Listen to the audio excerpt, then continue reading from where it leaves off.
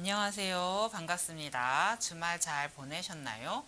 건강을 위해 싱겁게 먹어라 라는 이야기를 많이들 들어보셨을 텐데요.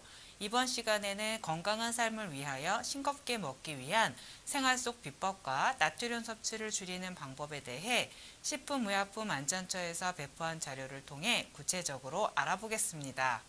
짠맛이 나는 소금은 나트륨 40%와 염소 60%로 이루어져 있습니다.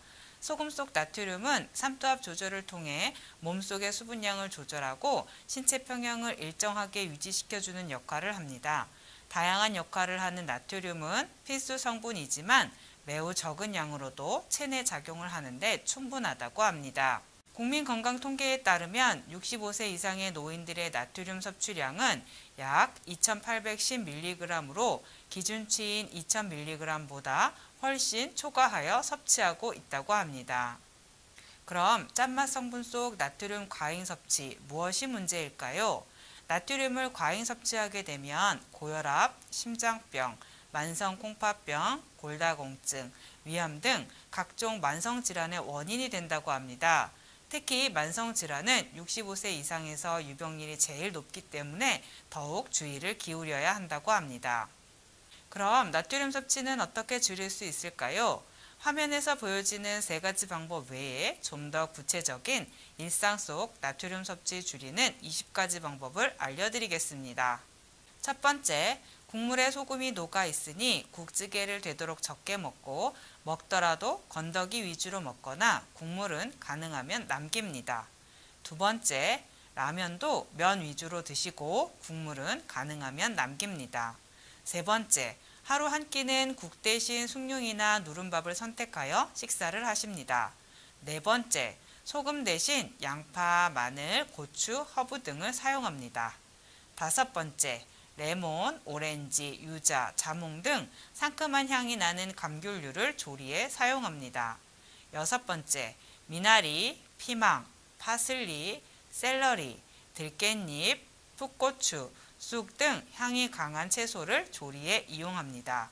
일곱 번째, 사과, 바나나, 복숭아, 키위, 파인애플, 딸기 등 상큼한 향이 나는 과일을 조리에 이용합니다.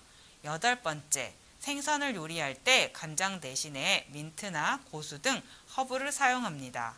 아홉 번째, 패스트푸드나 인스턴트 식품은 섭취를 자제합니다.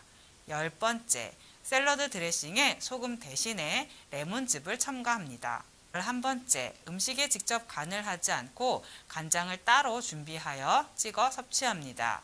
12번째, 들기름이나 참기름 같은 기름을 적당히 이용해 기름에 식욕을 당기는 향으로 음식을 섭취합니다.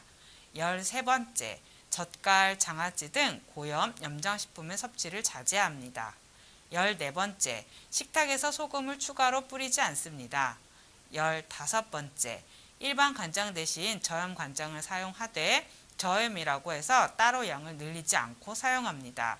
16번째, 조리할 때 깨에 식욕을 촉진해주는 효과가 있는 고추, 식초 등을 적절히 사용합니다.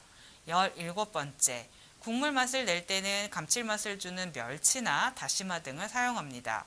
18번째, 나트륨의 체내 배출을 돕는 기능이 있는 칼륨이 풍부한 감자, 콩, 오이, 토마토, 과일 같은 식품을 충분히 섭취합니다. 19번째, 생선은 소금 간을 하지 않고 구워서 섭취를 합니다.